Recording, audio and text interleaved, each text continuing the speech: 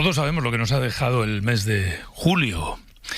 Estrenar el mes de agosto supone en sí mismo un riesgo. A ver si es algo más tranquilo. Son las 6 de la mañana, las 5 en Canarias.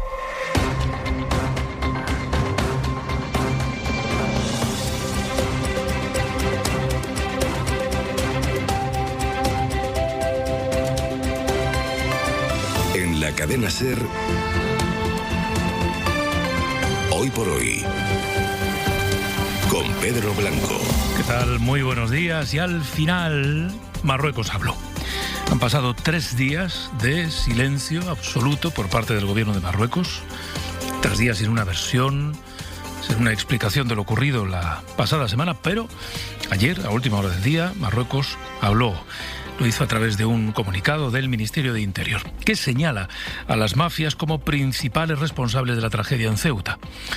En ese comunicado se apunta también a la desinformación en redes sociales, porque todo esto, siempre según Rabat, uno de los motivos que llevó a la entrada de miles de personas en territorio español fue esa sentencia del Supremo que prohíbe las llamadas devoluciones en caliente a quienes llegan a nado. Es decir, Marruecos se desvincula de cualquier responsabilidad e insiste en que es un socio fiable y comprometido.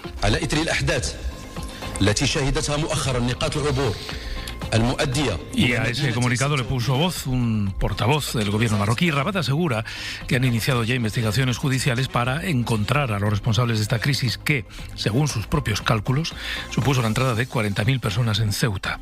Aquí, este baile de cifras es inevitable. Marruecos habla de 10.000 personas menos que las cifras que maneja el gobierno español, que habla de 50.000.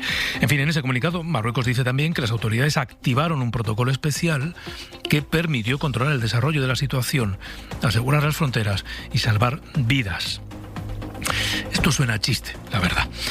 Y es especialmente llamativo porque las imágenes que vimos el pasado jueves describen más bien una situación completamente diferente, empezando por la pasividad de los policías marroquíes que al otro lado de la frontera no hacían nada por controlar la situación. En todo caso, Rabat reconoce el fallecimiento de 11 personas en su territorio, en Marruecos, que se suman a las que han ido registrando las autoridades españolas y que rondan ya el centenar. Vamos con los últimos datos. Ceuta, Miguel Ángel Mendoza, buenos días. Buenos días, Pedro. Pues el gobierno de España, a través del delegado del gobierno en Ceuta, ofrecía este domingo por la mañana en una comparecencia 71 víctimas desde el lado español. Allá se debía unir una más. Sin embargo, desde el lado marroquí, tal como viene contando la cadena SER, el número de pérdidas humanas sumaría otra veintena, es decir, hablamos de 92. Con todo, en cuanto a las cifras de entrada a suelo español, el jueves pasado, ni 40.000 ni 50.000. Recuerden que el gobierno de Ceuta ya ofrecía 60.000 y a tenor del ritmo de entrada, la nula actuación de las fuerzas marroquíes para taponar su frontera, la cifra podría ser incluso mayor, acercándose más a las 70.000. La crisis en Ceuta ha provocado una cascada de reacciones internacionales que comenzaron con esa decisión de Giorgia Meloni, de Italia, de suspender el acuerdo Schengen con España. Precisamente Italia y Dinamarca han liderado las críticas de 22 países de la Unión contra las políticas migratorias del gobierno de Pedro Sánchez y han solicitado una reunión de urgencia para abordar una respuesta que debería pasar, dicen, por reforzar y controlar las fronteras.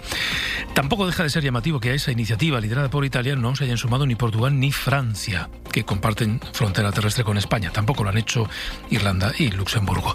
En todo caso, la crisis humanitaria en Ceuta sirve también a la derecha y a la ultraderecha españolas para cargar contra el gobierno. El Partido Popular rechaza la unidad a la que apelaba el presidente Sánchez y centra sus ataques en la respuesta del Ejecutivo, que dice Juan Bravo llegó tarde y mal. En Ceuta no ha vuelto la normalidad. Llegará el momento de preguntar al gobierno, ¿sabía que esto podía pasar? ¿Existían informes? ¿Por qué nadie hizo caso al presidente Vivas cuando desde el lunes pedía refuerzos porque esto podía pasar? Y nadie lo escuchó. ¿Por qué los refuerzos han llegado el viernes? ¿Por qué no antes? Esta hora estamos trabajando, por cierto, en algún dato relevante que les ofreceremos a partir de las 8 de la mañana y que intenta dar respuesta precisamente a la pregunta de si alguien avisó al gobierno, a Interior, de lo que podía ocurrir. Y en la extrema derecha, en Vox, pues exigen que se militarice la frontera de forma permanente, al tiempo que elevan el tono contra el presidente, al que Abascal acusa de estar sometido a Rabat. ¿Por qué Marruecos se ha atrevido a hacer esto? Pues yo creo que es muy claro, porque sabía que no iba a haber ninguna respuesta, ningún tipo de represalia.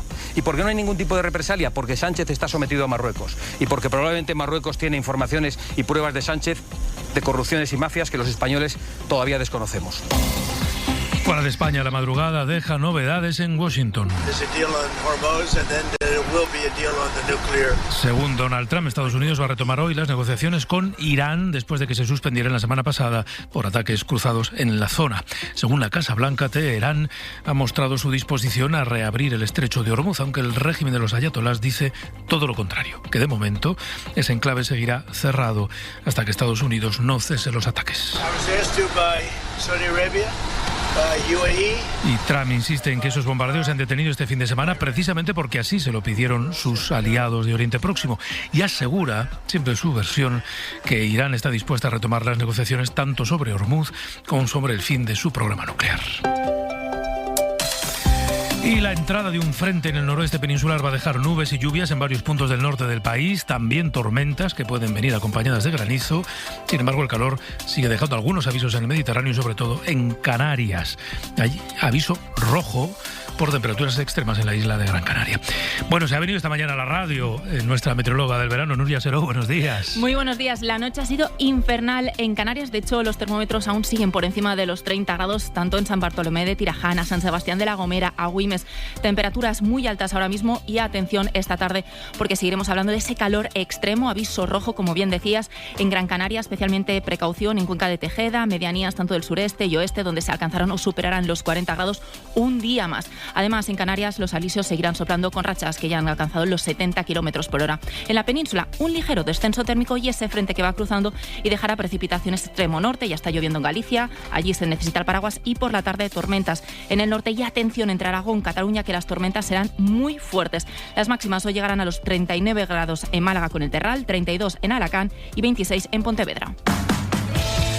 En los deportes, Rafa Jodar, protagonista del lunes en la final de Washington. José Antonio Duro, buenos días. Hola, buenos días. Sí, porque además es una final que se tenía que haber disputado ya esta madrugada. No lo ha hecho. La lluvia en esa zona de Estados Unidos ha aplazado parte de la final femenina entre Pegula y Eala. Bueno, pues tampoco ha jugado en plena preparación, en pleno camino al US Open, la final del torneo masculino, un torneo de mucho nivel para Rafa Jodar. Ese partido ante Taylor Fritz, que queda programado en la reanudación de jornada para las 7 de esta tarde. Por tanto, Rafa Jodar, que será protagonista en la tarde del día de hoy. Fin de semana con muchos partidos amistosos. Hoy es lunes, pero la semana que viene, empieza la Liga. Hay algunas preguntas que todavía hay que empezar a responder desde hoy. El futuro de Ferran en el Barça, también el de Vinicius, que se incorpora esta tarde al trabajo, a los entrenamientos de José Mourinho con el Real Madrid. Ay, que ya empieza la Liga la semana que viene.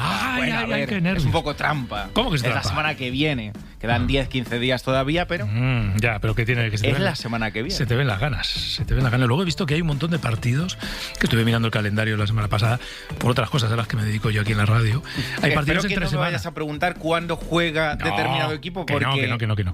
Digo que hay partidos entre semana ya. O sea, que empieza la Liga el fin de semana, pero luego hay el lunes y el martes y el miércoles el sábado 15, y el jueves, o sea, el sábado, esto es. Y esa semana, martes, miércoles, sí. Ojo que hay partidos. Ay, de verdad. Bueno, carreteras secundarias este fin de semana. Recuperaron el reportaje de A Vivir, que son 2 días, en el que visitaban la antigua cárcel de Palma de Mallorca.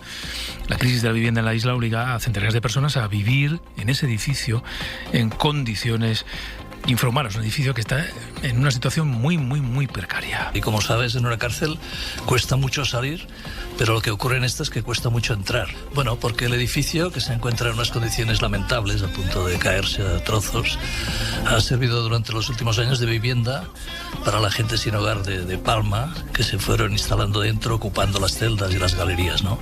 Actualmente quedan unas 200 personas y el ayuntamiento ha decidido desalojarlas.